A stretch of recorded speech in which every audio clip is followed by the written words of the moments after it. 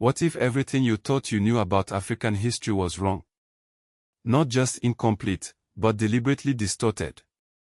What if the stories that shaped your understanding were filtered through a lens of colonialism, bias, and outright lies? That's about to change. Imagine a world where the voices of those who lived the history are finally heard. A world where oral traditions, passed down through generations, are given the same weight as dusty colonial archives.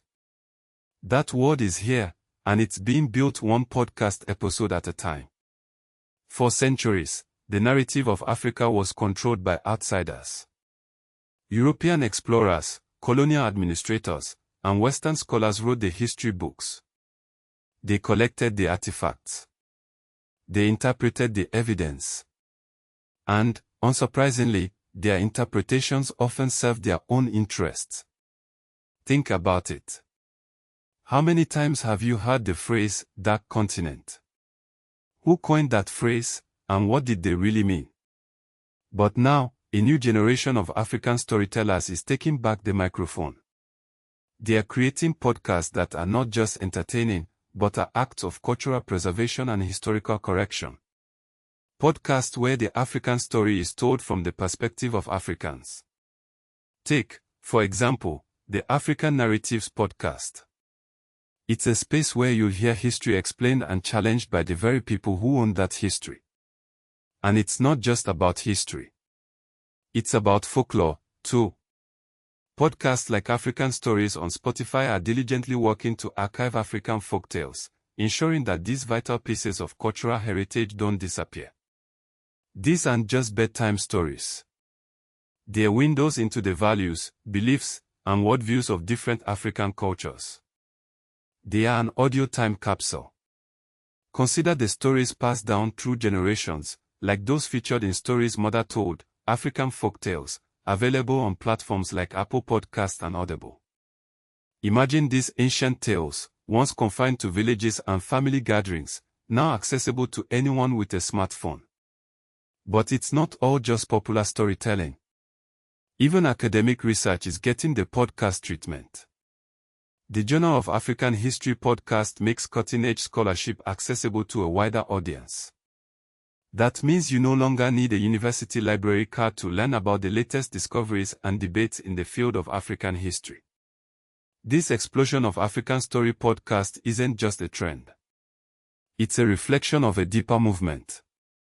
A movement to decolonize knowledge, to reclaim cultural authority, and to ensure that African voices are finally heard on a global stage.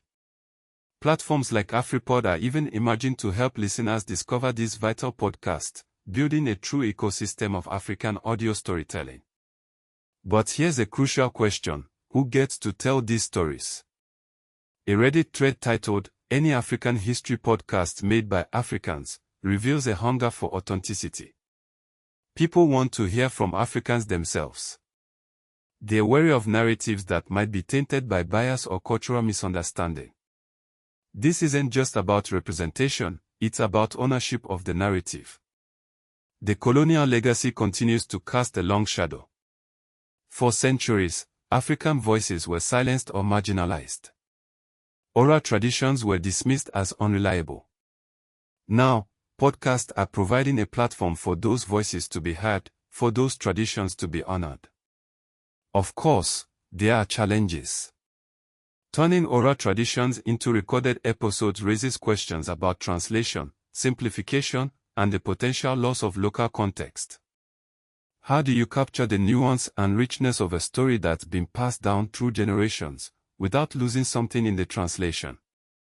These podcasts connect to a much larger digital heritage movement, where oral history, languages, and folklore are being preserved in digital formats.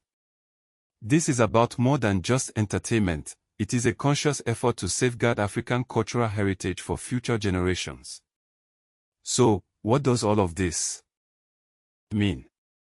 It means that the way we understand African history is changing. It means that African voices are finally being amplified.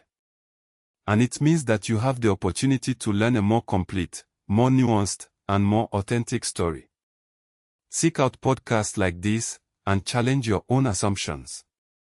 After all, History is not just about the past, it's about who controls the narrative in the present. What stories have been lost or suppressed in your own family history? What can you do to reclaim and share them?